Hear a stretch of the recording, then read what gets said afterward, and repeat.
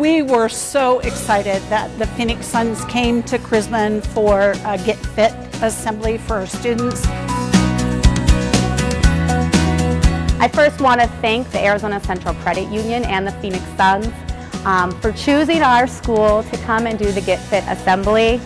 We feel honored and privileged. This is the direction that we want all our elementary schools and Mesa Public Schools to go. The gorilla came, we had dancers, all of the kids were actively involved. It was a great event for our students to remind them about how important it is to eat well and to be active.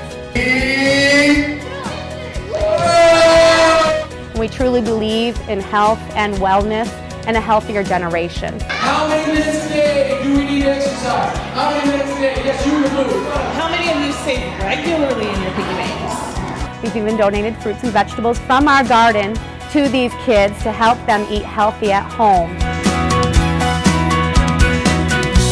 For the students, this just motivates them. They look up to these Phoenix Suns players that they get to see as role models.